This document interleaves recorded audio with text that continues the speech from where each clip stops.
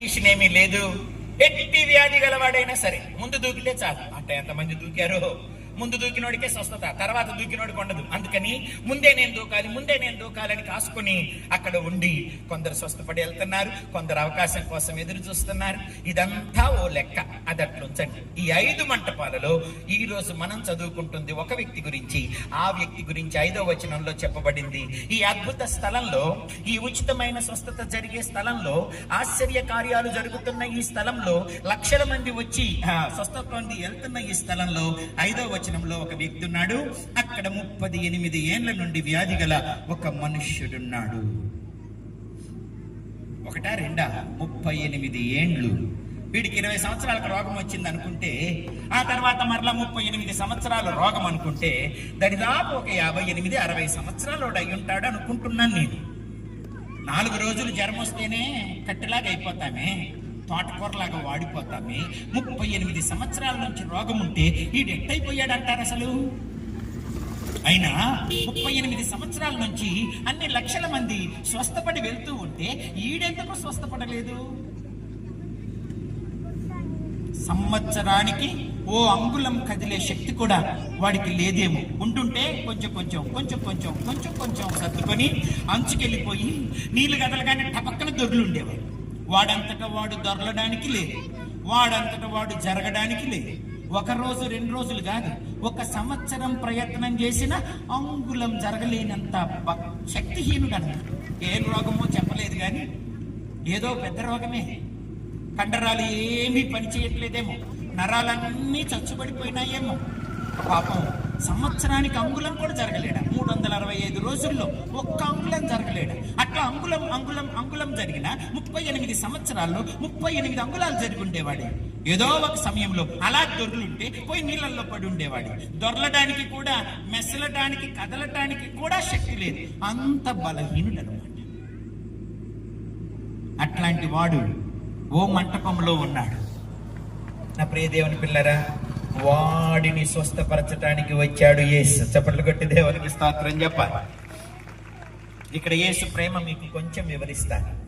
ఓ పక్క పండుగ, ఆ పండుగలో దాను నుంచి బేతేల్ దాకా, పైన నుంచి ఉత్తరం నుంచి దక్షిణం దాకా ఇన్ని లక్షల మంది ప్రజలు 12 గోత్రాల నుంచి ప్రభు యొక్క మందిరానికి వచ్చి చక్కగా కోసుకొని తింటూ ప్రార్థిస్తూ స్తుతిస్తూ ఉంటే వారి మధ్యలోకి వెళ్ళి ఆయన ఆనందించవచ్చు. కానీ పండుగలో ప్రభు మందిరానికి వెళ్ళలేదు, ఈ కోనేటికి వచ్చాడు. చప్పట్లు కొట్టి దేవునికి స్తోత్రం చెప్పాలి. ఆయనకు తిండి కాదు ముఖ్యం, జనాల మెప్పులు కాదు ముఖ్యం, గొప్పలు కాదు ముఖ్యం, స్తుతులు స్తోత్రాలు కాదు ముఖ్యం. ఓ అభాగ్యుడు, శాంతిని కోల్పోయిన వాడు, నిస్సహాయుడు, అందరి చేత వదిలివేయబడిన వాడు బాగు చెయ్యబడుట ముఖ్యం. నా ప్రియ దేవుని పిల్లరా, యేసు చాలా భిన్నమైన వాడు, చాలా ప్రేమ గలవాడు, చాలా దయగలవాడు, చాలా కనికర సంపన్నుడు. ఆయన లోకం మర్చిపోయిన వారిని గుర్తు చేసుకుంటాడు, నిస్సహాయులను గుర్తు చేసుకుంటాడు, ఏ సహాయము లేని శక్తిహీనులను సైతం ఆయన గుర్తు చేసుకుంటాడు. మరి ఏ సహాయము శక్తి ఉన్న వాళ్ళని గుర్తు చేసుకోడా? వాళ్ళకి అవసరం లేదు పెద్దగా, వాళ్ళ పనులు వాళ్ళు చేసుకోగలరు కదా, చేసుకోండి అంటాడు. ఎవరు చేసుకోలేరో, ఎవరు అడుగున పడ్డారో, ఎవరు నా వల్ల కాదంటున్నారో వారి దగ్గరికి వస్తాడు. రోగులకే కదా వైద్యుడు అవసరం, ఆరోగ్యవంతులకు అవసరం లేదు కదా. ఆయన ఎవరికి సహాయం అవసరమో, ఎవరికి ప్రేమ అవసరమో, ఎవరికి స్వస్థత అవసరమో, ఎవరికి శాంతి అవసరమో, నెమ్మది అవసరమో వారిని చూసి వారి దగ్గరికి వస్తాడు. పండగ కాదు, భోజనాలు కాదు, జనాల యొక్క మెప్పులు కాదు ఆయనకు కావాలి. అందరూ ఒక పక్క అట్టెళ్తుంటే ఈయనొక్కడే బెత్లెహేంలో బెతస్తా కోనేటి దగ్గరికి వచ్చాడు. ఇక్కడ ఇంకో మాట చెప్పనివ్వండి. బెతస్తా అనే మాటకు అర్థం హౌస్ ఆఫ్ మర్సీ అని ఉంది. హౌస్ ఆఫ్ మర్సీ అంటే కనికర గృహము, కనికరము అని దానికి పేరు. కానీ ఈ 38 సంవత్సరాల రోగికి కనికరమే కరువు అయ్యింది. పేరు పెట్టచ్చులే, పెద్ద పెద్ద పేర్లు, కొంతమంది పెద్ద పెద్ద పేర్లు పెడతారు. ఆ పేరుకు దగ్గర అక్కడ ఉండదు. బెతెస్దాకు కనికరమని పెట్టబడింది, కానీ అక్కడ వీడి మీద కనికరపడేవాడు ఎవడు లేడు. 38 సంవత్సరాల నుంచి వాడు ఇక్కడ పడి ఉంటే ఇన్ని కన్నవారు ఏమయ్యారు, కట్టుకున్న వాళ్ళు ఏమయ్యారు, కడుపున పుట్టిన పిల్లలు ఏమైనారు, అన్నదమ్ములు అక్క చెల్లెళ్ళు ఉంటారు వారేమయ్యారు, ఊరి పెద్దలు ఏమయ్యారు, ప్రాణ స్నేహితులు ఏమయ్యారు, సంఘ సంస్కర్తలు ఏమయ్యారు, సమాజ సేవకులు ఏమయ్యారు? అందరూ వదిలేశారా వీడిని? అవును, అందరూ వదిలేశారు, ఎవరు లేరు. మరి ఇతని గురించి ఎవరు చెప్పారు? ఊరు, ఇల్లు, రక్త సంబంధులు, స్నేహితులు అందరూ మర్చిపోతే ఇతని గురించి ఎవరు చెప్పారు? ఎవరు చెప్పవసరం లేదు. యేసుకు ఎవరు చెప్పవసరం లేదు. అక్కడ ఒక అద్భుతమైన మాట ఉంది, 6వ వచనం. యేసు వాడు పడి ఉండుట చూచి వాడప్పటికి బహుకాలము నుండి ఆ స్థితిలో ఉన్నాడని ఎరిగి అన్నాడు. ఇక్కడ ఆగుదాం. యేసుకి ఎలా తెలుసు? ఎవరు ఏం చెప్పవసరంలా. యోహాను సువార్తలోనే 2వ అధ్యాయము 24, 25 వచనాలు మీరు చూడండి. యోహాను సువార్త 2వ అధ్యాయము 24, 25 వచనాలు. అయితే యేసు అందరినీ ఎరిగిన వాడు గనుక ఆయన తన్ను వారి వశము చేసుకొనలేదు. ఆయన మనుష్యుని ఆంతర్యమును ఎరిగినవాడు కనుక ఎవడును మనుష్యుని గూర్చి ఆయనకు సాక్ష్యం ఇవ్వ అక్కరలేదు. చప్పట్లు కొట్టి దేవునికి స్తోత్రం చెప్పాలి. అధికారులకి నీ గురించి ఎవడైనా చెప్పాలా, లేకపోతే నీ గురించి నువ్వైనా చెప్పుకోవాలంటే కుదరదు. అవకాశాలు అందరికీ రావు. ఆ అధికారాలకు చెప్పినా వారు చెయ్యొచ్చు, చెయ్యకపోవచ్చు. కానీ యేసుకు నీ గురించి ఎవడు రికమెండ్ చేయాల్సిన అవసరంలా.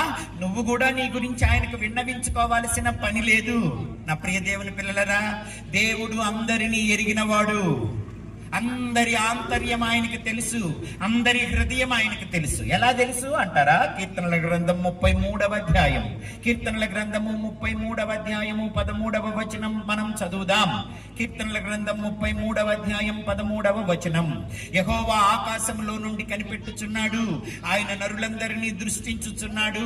తానున్న నివాస స్థలములో నుండి భూలోక నివాసులందరి వైపు ఆయన చూచుచున్నాడు.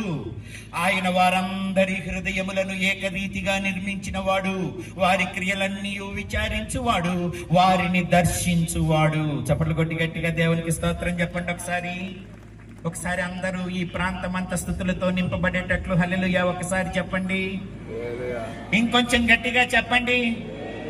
ప్రపంచానికి వినపడేటట్టు చెప్పండి. నా గురించి ఎవరు చెబుతారు? నా పక్కింటి వాళ్ళకి కూడా తెలియదే, నా మనసు ఎవరికి తెలియదే, నన్ను ఎవడు అర్థం చేసుకోడే, నా బతికెందుకు అనుకోబాకు. నీ గురించి ఎవరికి ఏమీ చెప్పాల్సిన అవసరంలా. నీ గురించి దేవునికి తెలుసు. నిన్ను తల్లి గర్భంలో రూపించిన వాడు ఆయన, బయటికి తీసిన వాడు ఆయన, బతకమని చెప్పిన వాడు ఆయన, ఊపిరి, జీవం, ప్రాణం అనుగ్రహిస్తున్నవాడు ఆయన, నీ హృదయ నిర్మాణకుడు ఆయన, నీ మనసు ఎరిగిన వాడు ఆయన. నీ నోటికి మాట రాకముందే ఆయనకు తెలుసు, నీకు తలంపు పుట్టకముందే ఆయనకు తెలుసు.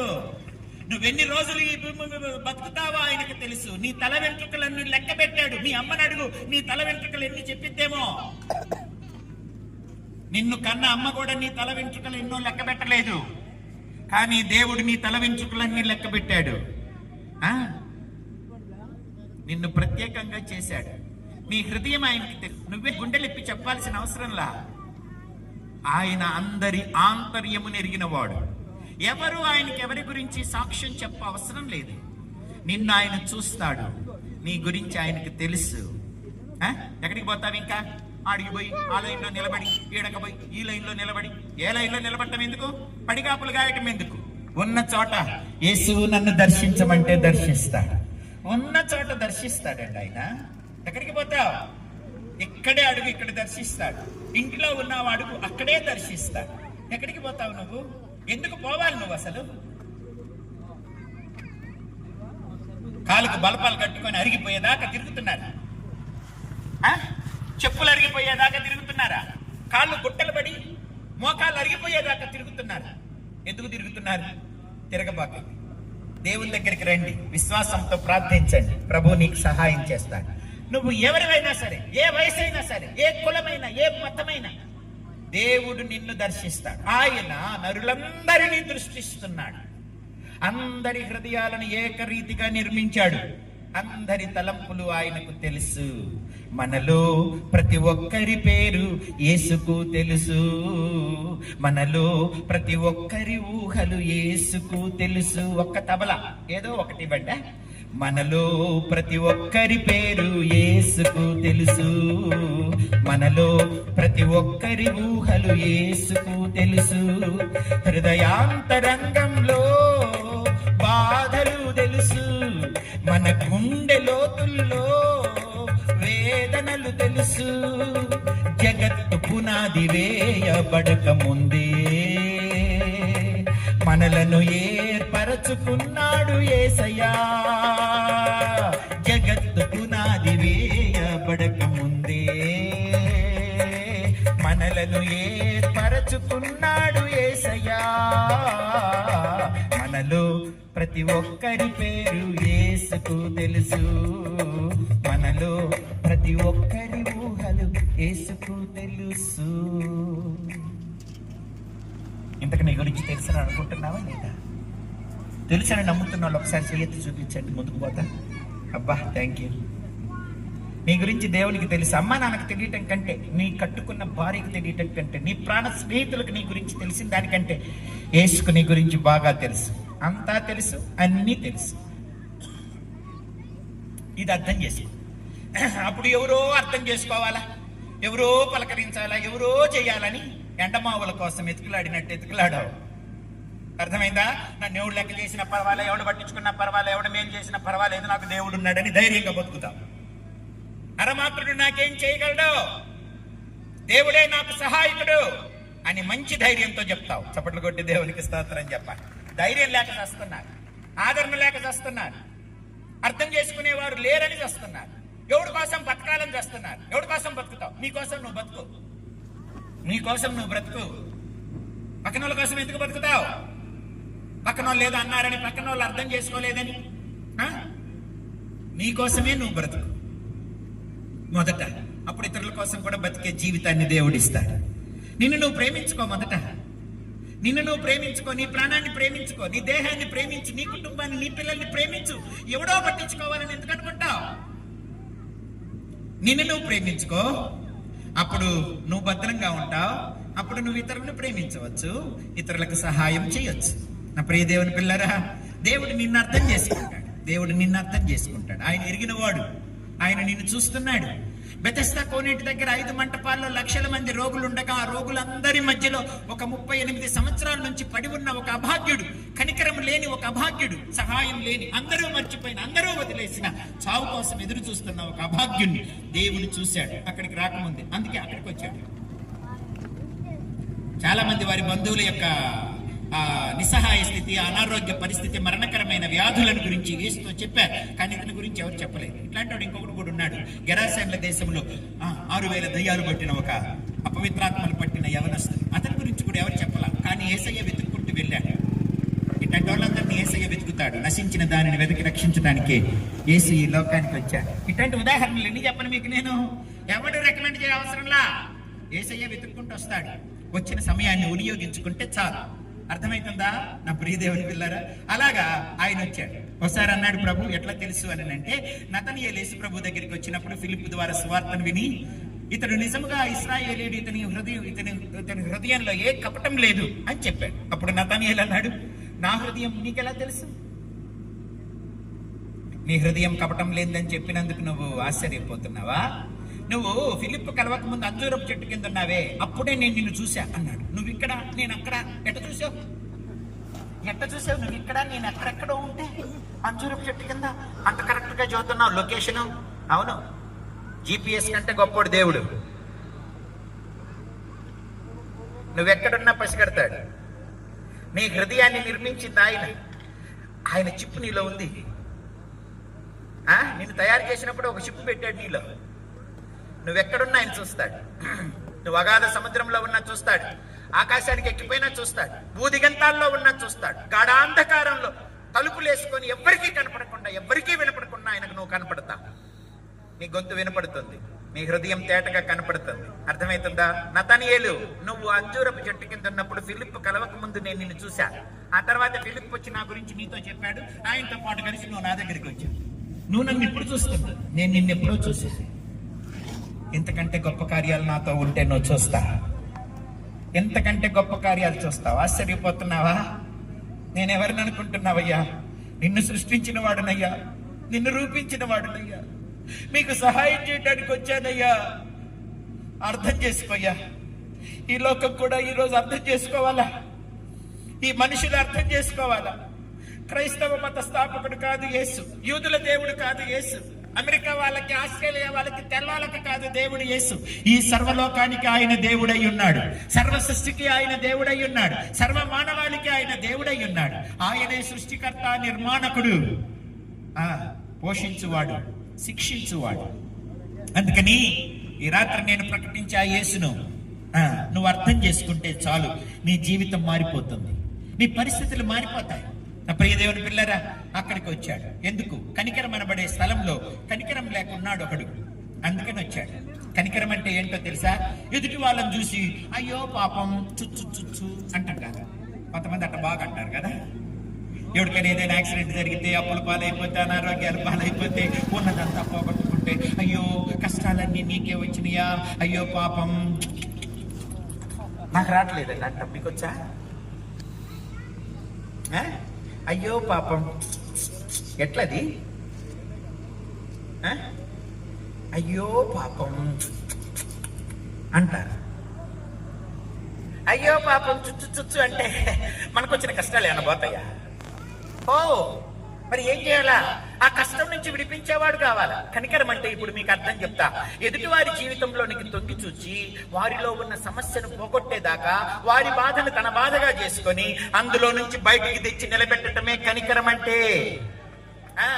దారిన పోత కళ్ళు తొడవడం కాదు, అయ్యో పాపం చుచ్చు చుచ్చు అంటాం కాదు, కష్టాలు మనకు రాకపోతే చెట్లకు వస్తాయా, బండలకు వస్తాయా, ఓర్చుకో అంటాం కాదు. నీ కష్టాన్ని తన కష్టంగా చేసుకొని నిన్ను ఆ కష్టంలో నుంచి బయటికి తెచ్చేదాకా నీతో ఉండి సహాయం చేయటమే కనికరం అంటే. ఉందా కంపాషన్ ఈ లోకంలో? లేదు. అది అందరి వల్ల కాదు, కానీ యేసు వల్ల అవుతుంది. అందరి విషయంలో చేస్తాడు, ఏ పరిస్థితి అయినా చేస్తాడు. అందుకే యేసు దగ్గరికి రావాలి. తనకు మొరపెట్టు వారికి అందరికీ, తనకు నిజముగా మొరపెట్టు వారికి అందరికీ ఆయన సమీపంగా వస్తాడు. ఆయన అందరికీ సహాయం చెయ్యి ఐశ్వర్యవంతుడై ఉన్నాడు. ఐశ్వర్యం అంటే డబ్బు కాదు, ఆయన మనసు చాలా ఐశ్వర్యవంతమైనది, కనికరముతో నిండినది. కనికరముతో నిండినది, కటాక్షముతో నిండినది, నీకు సహాయం చేస్తుంది. లోకమంతా నిన్ను వదిలేసిన యేసు నిన్ను వదిలేయడు. నిన్ను ఎరిగిన వాడు నీ దగ్గరకు వస్తాడు. వచ్చి అతని దగ్గర నిలవబడ్డాడు. అయ్యో ఎంత దౌర్భాగ్యుడు, ఎంత అభాగ్యుడు. అందరూ మర్చిపోయారా? కన్నవారు కట్టుకున్నవారు కూడా మర్చిపోయారా? ఎవరు వీడికి లేరా? అందుకే ఎంతమంది రోగులు ఉన్నా ఎవరిని పట్టించుకోకుండా అక్కడికి వచ్చి నిలబడి వాడికి వెళ్ళి చూస్తున్నాడు జాలిగా. ఎవరు వచ్చిన వాళ్ళు లేరు, వచ్చిన చూసి అటు వెళ్ళిపోతుండేవారు. ఈయన వచ్చి తదేకంగా అక్కడే నిలబడి చూస్తుంటే వీడికి కాసంత ఆశ కలగాలి కదా. ఏం బాబు నాకెళ్ళి అట్టాగే చూస్తున్నా? అందరూ చూసి వెళ్ళిపోయేవారు, నిలబడి నా వైపు చూసేవారు లేరు. ఏంటి నా దగ్గరికి వచ్చావు, నాకేమైనా చేస్తావా అనైనా అడగొచ్చు. అది కూడా అడగలా. వాడు అలాగే నిరుగుండేసుకొని నిశ్చేష్టంగా అట్లా చూస్తున్నాడు. ఈయన ఆయనకెళ్ళి చూస్తున్నాడు, ఆడికెళ్ళి చూస్తున్నాడు, కానీ ఒక్క మాట కూడా అడగట్లా. నేనేమంటానో తెలుసా? వాడికి అసలు ఆశలే లేవు, ఆశలన్నీ చచ్చిపోయి. ఎవరైనా వచ్చి నిలబడితే ఏం చేయడానికి వచ్చావు, ఏమైనా చేస్తావా, అట్లా చూస్తున్నావేమిటి, నా మీద ఏమైనా జాలి కలుగుతుందా అని అడగాలి కదండి. అది కూడా అడగట్లా, అట్లాగే చూస్తున్నా. అందరిలో ఈయన ఒకటి అన్నట్టు. అందరూ వచ్చిపోయారు, ఈయన కూడా వచ్చిపోయాడు. కాకపోతే అందరూ చూసి చెప్పుకుంటారు ముఖం, ఈయన మాత్రం తదేకంగా నాకెళ్ళి చూస్తున్నాడు అనుకున్నాడు. చూస్తే ఏముందిలే, 38 సంవత్సరాల నుంచి బాగానోడిని, ఈయనోడో వస్తే బాగవుతానా? 30 సంవత్సరాల నుంచి నేను బాగుపడనోడిని, ఈయన వస్తే నా పరిస్థితి మారుద్దా అన్న నిరాశ. అసలు ఆశే లేదా? ఆశే చచ్చిపోయింది. ఇక ప్రయత్నం కూడా లేదు. నీ జీవితంలో కూడా నువ్వు ఎదుర్కొంటున్న సమస్యల్లో ఆశలే చచ్చిపోయి ఉన్నావా? అసలు ఆశ లేదా? అలవాటు అయిపోయిందా? ఇంకిట పోవడమేలే. 38 సంవత్సరాల నుంచి పడకలో ఇరుక్కుపోయాడు. ఇంగ్లీష్ లో రాయబడింది, he stucked in his bed. అతడు వాని పడకలో ఇరుక్కుపోయి ఉన్నాడు, చిక్కుకుపోయి ఉన్నాడు, అతుక్కుపోయి ఉన్నాడు. ఇక లేదులే, ఇక చావే ఈ బెడ్ నుంచి వేరవడం అంటే అనుకుంటున్నాడండి. He stucked in his bed. నువ్వు కూడా ఎక్కడ ఇరుక్కుపోయావు? ఏ నిరాశలో ఇరుక్కుపోయావు? ఏ బలహీనతలో ఇరుక్కుపోయావు? ఏ బాధలో ఇరుక్కుపోయావు? ఏ సమస్యలో ఇరుక్కుపోయావు? ఎన్ని సంవత్సరాల నుంచి ఇరుక్కుపోయావు? కొన్నిసార్లు ఇంక ఇంతేలే జీవితం అనుకుంటున్నావా? కొంతమంది అనుకుంటారా, ఇప్పుడు బాగుపడి చేసేది ఏముందిలే, ఇంకా 4 సంవత్సరాలు 5 సంవత్సరాల్లో బతుకుతాను, ఎట్టా ఇంతకాలం బతికాను కదా, పిట్ట పోనీ జీవితం ఇట్టబా నీ జీవితం, ఈ జీవితం బాగుపడదులే, నా తల రాత అట్ట రాసింది, నేను పుట్టిన గడియ మంచిది కాదు, నా బతుకు ఇంకింతే, నేను ఇట్టాగే పోవాలా అనుకోవద్దు, అనుకోవద్దు. యేసు వచ్చాడు. చప్పట్లు కొట్టి దేవునికి స్తోత్రం చెప్పాలి. చదువుల్లో ఓడిపోయారనుకో, ఇంకా నాకు చదువు లేదు, సంఖ్య లేదు, నా బతుకింతే. వ్యాపారంలో ఓడిపోయారనుకో, ఇంక నా బతుకింతే. పెళ్లి పాడైపోయిందనుకో, భార్యాభర్తలు విడిపోయారనుకో, ఒంటరి జీవితంలో ఇక నా బతుకింతే. ఏదో కుదరని రోగం వచ్చిందనుకో, ఇక నా బతుకింతే. అంతేనా? అంతేనా నీ బతుకు? అట్టనుకుంటున్నావా? ఆశ లేక ఉన్నావా? నాకిక ఆశలు లేవను కొనగా నా ఆశ నీవైతివే, ఆశలు తీర్చితివే. నలు దిశల నన్ను భయమావరింప నా పక్షమందుంటివే, నాక భయమిచ్చితివే. హల్లెలూయా యేసునాథా, కృతజ్ఞత స్తుతులు నీకే. పాడాలి హల్లెలూయా బిగ్గరగా.